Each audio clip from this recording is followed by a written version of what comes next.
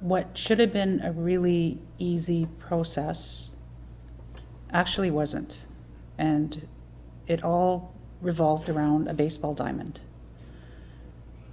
And the argument was that the baseball diamond had been in existence for over 50 years. And it's actually 2 baseball diamonds. And they're fastball diamonds, so they were the majority of the time they were used by men. So UCN goes and applies for, I guess, a rezoning to build the new campus in that location, and it just blew up into this. It became an ugly debate about. It wasn't about UCN. It was about, they focused on the student housing, saying that a number of reasons, of course, being that it was that the multi-student family housing was conducive to child abuse, which was ridiculous. There was also the fact that, or it wasn't the fact, but that they presented as fact that it was too close to the river. So, I mean, the safety of the children came into question. There was also the animals in the zoo might not get any sleep because of the noise coming from the student housing units.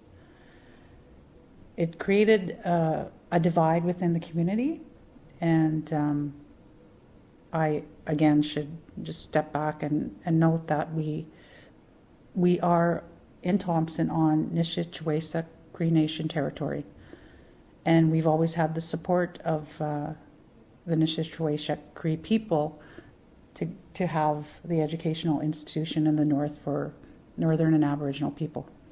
So the University College of the North new campus in Thompson became a debate that was filled with hatred and divided the community, and gave a wide variety of reasons of why we shouldn't have a state-of-the-art educational facility in northern Manitoba. Whether it was parking, children's safety, just too close to certain things like the land use, protection of a ball field. It all came to a connection that people had with that land that they didn't want to let go of. And I think something as Aboriginal people we could definitely identify with, having that connection. However, it's a lot deeper than that. We had debates in the community, public hearings, and people came out. And you've seen people come out from different perspectives. We had people identify themselves as the forefathers of Thompson and speaking against it, which I think lacks vision. We had a person come and say, can we just leave them where they are? And does that mean without access to education? Or does that mean in old buildings in an area where Native people live? We don't really know. It means a lot of things, I think. But I think the good that came out of it was how people came together and how we could see that the people filled with hatred and ignorance were really a small part of the community, and that the people who maybe stayed quiet or were just going to stay out of it, because this debate lasted so long and there was the potential of losing it, that people stepped up, they wrote letters, they made sure they came to the hearings. And so at the same time we're divided, we're brought together. With the new UCN campus came the student family housing and also the early childhood education daycare center.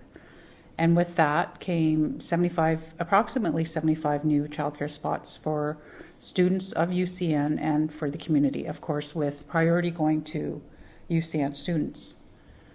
It should also be noted that the KAO daycare, which was located on the old campus, is being moved much closer to the new campus, and that also will be, taking their spots, which is approximately 35 childcare spots. By UCN increasing childcare spots, 75 childcare spots in a best practice model, is really providing opportunity for Northern and Aboriginal women to become a part of, to access education, to become a part of the workforce and good pay in the economy. And so with the community being anywhere from 600 to 1,000 spaces short, it's often women who are missing out on those opportunities, whether it's education or employment. So this opportunity really opens up for women in our community. And statistically, UCN students, 3/4 are often Aboriginal women.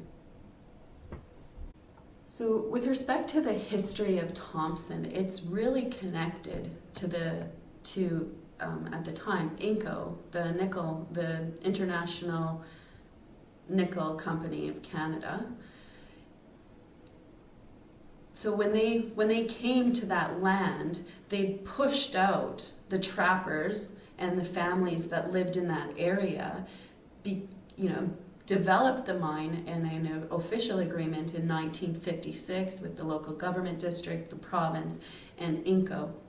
They created that agreement, and within INCO's policies, it actually excluded Aboriginal people from being able to work there. So when you think of pre-1956 would have been Indigenous people living off the land, hunting, trapping, fishing, taking care of their families in a very traditional way. After 1956, people were displaced and the mine was there, and of course people didn't have access to employment at that time. There was a group of people who advocated really strong for the company to allow for the hiring of Aboriginal people, and they were successful. It was many years later. So the community shifted. These people who self-identified as the forefathers would represent, they were older white gentlemen.